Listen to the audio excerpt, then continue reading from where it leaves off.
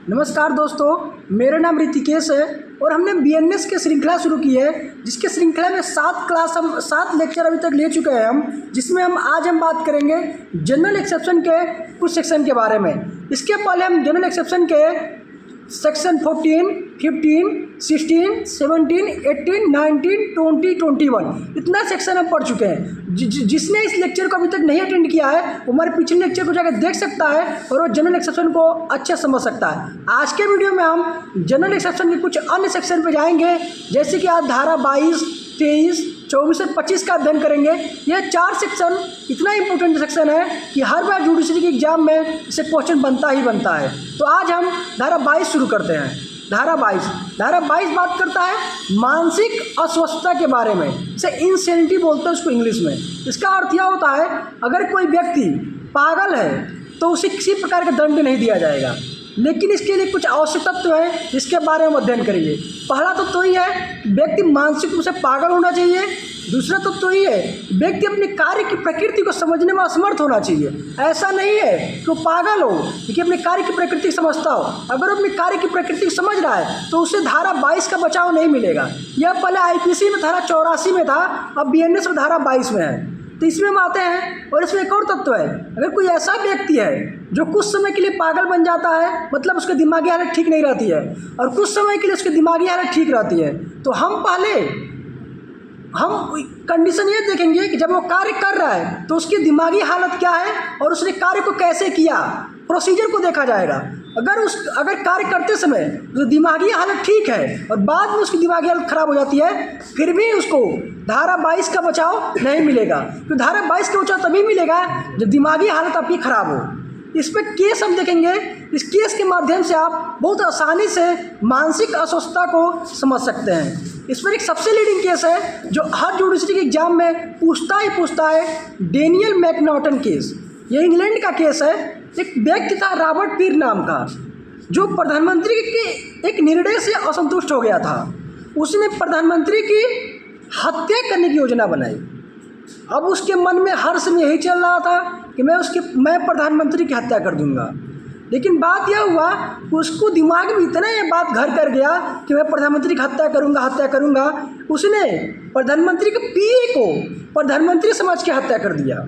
अब सोचिए, उसकी दिमागी हालत ऐसी हो चुकी थी कि उसको पता ही नहीं चले हत्या किसकी कर रहा है। उसकी योजना थी कि प्रधानमंत्री की हत्या करे और उसने प्रधानमंत्री की पीए की हत्या कर दी।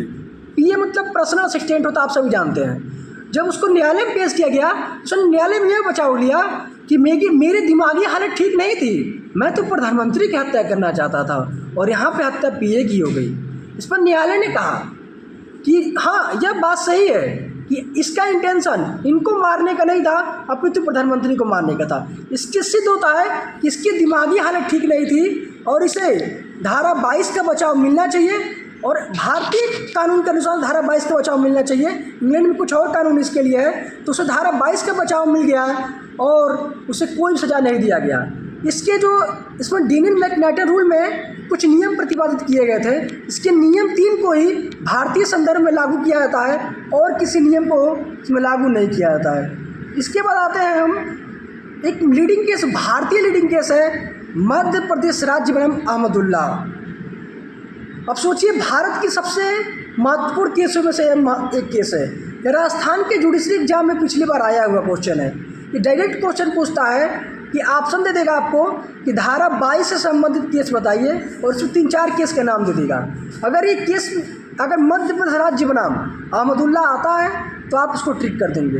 अब इस केस के फैक्ट क्या थे, इसमें डिसीजन क्या आया, इसको हम बताते हैं। अहमदुल्ला नामक व्यक्ति पर अपने सास मदर इल्ला का हत्या करने का आरोप था। उस व्यक्ति ने हत्या इसलिए किया था क्योंकि उसको ऐसा लगता था कि उसकी सास के वजह से उसकी पत्नी और उसका संबंध खराब हो गया है और उसकी पत्नी उसके साथ नहीं रहती थी। वह इसका जड़ अपने सास को ही मानता था, इसलिए उसने उसकी हत्या की योजना बनाई। वो रात को उसके घर में घुसा, अपने सास के घर में घुसा और धारदार हथियार से अपनी सास का गला काट कर हत्या कर दिया। और हाँ, हत्या करने के बाद वो भाग गया, छत से कूद के भाग गया। पूरे गांव के लोग पकड़ते रहे, पकड़ में नहीं आया और जो लोग उसका पीछा कर रहे थे उनके ऊपर उसने पत्थर से भी वार कर दिया। अब मामला न्यायालय में गया।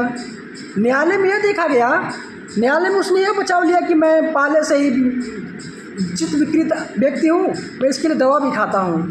तो न्यायालय ने यह कहा, भले ही तुम चित्त विकृति से पीड़ित हो, तुम दवा ले रहे हो, लेकिन तुम्हारा इंटेंशन साफ साफ दिख रहा है कि तुम अपने सास की हत्या करना चाहते थे। अगर तुम्हारी मानसिक स्थिति ठीक नहीं रहती, तुम हत्या करने के बाद भागते नहीं, और जब तुम भाग रहे थे तो भीड़ द्वारा जब तुम्हारा पीछा किया गया, तुमने उनके ऊपर पत्थर से हमला किया। इससे सिद्ध होता है कि तुम्हारी मानसिक स्थिति उसमें ठीक थी और तुम्हें इस बात का अंदाज़ा था कि भीड़ तुम्हें पकड़ लेगी, इसलिए तुमने पत्थर से उन पर हमला किया था। अतः यह बात सिद्ध होता है कि तुम्हारी मानसिक हालत उस समय ठीक थी। अगर तुम्हारी मानसिक हालत ठीक नहीं रहती तो तुम पत्थर से हमला नहीं करते, और धारदार हथियार से हमला करने के बाद तुम छत से कूदकर भागते नहीं। इस मामले में अहमदुल्ला को हत्या के लिए दंडित किया गया। इसके बाद आते हैं हम जयलाल। अब एक लीडिंग केस है जयलाल बनाम दिल्ली प्रशासन। इस केस का अध्ययन आप लोग अपने सेमेस्टर एग्जाम के लिए, LLM इंट्रेंस एग्जाम के लिए कर सकते हैं, और अक्सर जुडिशरी में भी ये क्वेश्चन आता है। अब इस केस के फैक्ट क्या थे? जयलाल नामक व्यक्ति पर एक 1.5 वर्षीय बालिका का हत्या का आरोप था। उसने 1.5 वर्षीय बालिका की हत्या किया। उसके बाद एक और व्यक्ति उस लड़की के बचाव करने आया कि उस लड़की की हत्या न की जाए, लेकिन जयलाल ने उसका भी हत्या कर दिया और हत्या करने के बाद भाग गया। अब मामला न्यायालय में गया। उसने न्यायालय में यह कहा कि मेरी मानसिक स्थिति ठीक नहीं है, आप चिकित्सीय प्रमाण पत्र देख लीजिए, और आप देख सकते हैं कि मेरी चिकित्सीय प्रमाण पत्र देखने के बाद ये पूरी तरह से आपको लग जाएगा कि मैं मानसिक रूप से ठीक नहीं हूँ। लेकिन न्यायालय ने यह कहा कि तुमने भले ही मान लिया जाए कि तुमने 1.5 वर्षीय बालिका की हत्या मानसिक स्थिति ठीक न होने के कारण कर दी, बात मान सकते हैं, लेकिन जो दूसरा आदमी बचाव करने आया तुमने उसकी भी हत्या कर दी। इसका अर्थ यह हुआ कि तुम्हें पता था कि अगर तुम उसकी हत्या नहीं करते तो वो लड़की का बचाव कर लेता और तुम्हारा भी वो हत्या या फिर तुम्हें पकड़ सकता था, इसलिए तुमने उसकी भी हत्या कर दिया। इससे सिद्ध होता है कि भले तुम्हें चिकित्सीय प्रमाण पत्र द्वारा यह बताया गया है कि तुम मानसिक रूप से ठीक नहीं हो, फिर भी तुम कार्य की प्रकृति को समझ रहे हो, और बिना कार्य की प्रकृति को समझे तुम ये कार्य कर ही नहीं सकते थे। इस आधार पर जयलाल को दंडित किया गया। अब आते हैं हम अगले धारा पे, धारा 23। धारा 23 क्या कहता है? और पहले था हमारे IPC में सेक्शन 85 में था, और BNS में है सेक्शन 23। यह कहता है कि अगर कोई व्यक्ति है जिसको मदिरा या फिर दारू या फिर वाइन, कुछ भी बोल सकते हैं, किसी अन्य द्वारा उसके इच्छा के विरुद्ध पिलाया गया है, बियर एक्ट में प्रयोग शब्द किया गया है मत्ता के विरुद्ध, और हम सामान्य भाषा में शराब दारू कुछ भी बोल सकते हैं, तो उसका प्रयोग किया गया है दूसरे व्यक्ति द्वारा पिलाया गया किसी व्यक्ति को, और तब वो व्यक्ति कोई कार्यकारिक करता है, तब उस व्यक्ति को कोई भी सज़ा नहीं मिलेगी। अब आप लोग ये सोच रहे होंगे, तो मान लीजिए कि एक मैं एग्जाम्पल देना चाहूँगा। मान लीजिए एक राणा रणधीर सिंह नाम का लड़का है, वो अमिताभ कुमार को दारू पिला दे और यह बोले कि तुम जाओ विनोद कुमार यादव की हत्या कर दो, और अमिताभ आके विनोद कुमार यादव की हत्या कर दे। तो अमिताभ को दारू तो राणा ने पिलाया था, तो अमिताभ तो सेक्शन 23 का बचाव ले जाएगा, लेकिन विनोद की हत्या तो हो गई। अब सवाल यह उठता है कि क्या विनोद को इंसाफ मिलेगा?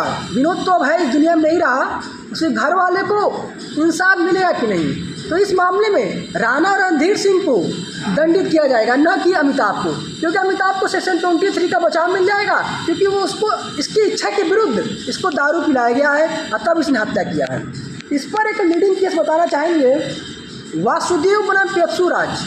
इस केस को आप लिख के ले लीजिए, किसी भी एग्जाम में बैठेंगे आप, अगर सेक्शन 23 आता है तो यह केस जरूर पूछेगा, वासुदेव बनाम पेप्सू-राज। अब इस केस के फैक्ट क्या थे मैं यह बताना चाहूँगा। फैक्ट यह था कि एक आर्मी से रिटायर एक कर्नल था, वो अपने घर से ड्रिंक करके चला और वो किसी पार्टी में गया।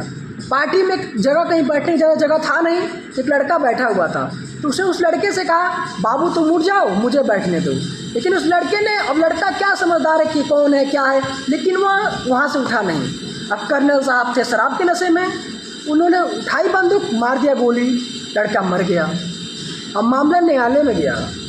अब न्यायालय में मामला गया तो उन्होंने कहा कि मैंने शराब के नशे में कार्य किया है, मुझे सेक्शन 23, 24 का बचाव मिलना चाहिए। तो न्यायालय ने यह कहा, मैं मानता हूँ, न्यायालय मानता है कि आप शराब के नशे में थे, लेकिन आपने जाकर पहले उसे रिक्वेस्ट किया कि आप उठिए, मुझे यहाँ बैठना है।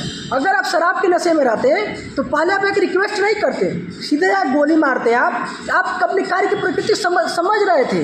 अगर आप नशे में रहते तो उससे पूछते नहीं कि बाबू उठ जाओ, आप ऐसे जाके बोलते हैं उठ चल, या फिर गोली उसको मार देते। ठीक है, मैं प्यार से जाके बोला उसको, जब वो नहीं उठा तो आपने गोली चलाई। इससे सिद्ध होता है कि आप उस समय कार्य की प्रकृति को समझने में समर्थ थे, इसलिए आपको धारा 23 का बचाव नहीं मिलेगा। अब आते हैं अगले केस पे हम, सेक्शन 86। सेक्शन 86 का केस है। सेक्शन 86 जो पहले हमारे आईपीसी में था, अब बीएनएस किस में है, सेक्शन 24 में है। आप लोग 86 याद करिएगा, और आप लोग 85 86 में डिफरेंस जरूर पढ़े होंगे, अगर जो लोग आईपीसी पढ़े होंगे। हम यहाँ पर 23 और 24 का डिफरेंस पहले बताएंगे, फिर 24 पे आएंगे। 23 और 24 में डिफरेंस एक ही है। अगर कोई व्यक्ति स्वयं द्वारा मदता किया हुआ है, मतलब दारू पिया हुआ है, शराब पिया हुआ है, तब कोई अपराध करता है और अपने कार्य की प्रकृति को समझने में असमर्थ है, तब उसको इस धारा का बचाव मिल जाएगा। लेकिन अगर वो अपने कार्य की प्रकृति को समझने में असमर्थ नहीं है तो उसे सेक्शन 24 का बचाव नहीं मिलेगा। यही अंतर है दोनों धाराओं में, कि एक धारा 23 में दूसरे के द्वारा दारू पिलाया जाता है, और सेक्शन 24 में स्वयं द्वारा व्यक्ति मत्तता की स्थिति में आ जाता है। इस पर एक केस है और एक लीडिंग केस है। यह केस है DPP वर्सेस बियर्ड। क्या केस का नाम है? DPP versus beard. इस केस का फैक्ट यह था, एक वॉचमैन था, जिसे फैक्ट्री में, वॉचमैन का काम क्या होता है, फैक्ट्री के दरवाजे बैठे रहना, अंदर बाहर आने जाने वालों को ध्यान देना, किसी को अजनबी को अंदर न आने देना, आप सभी जानते हैं।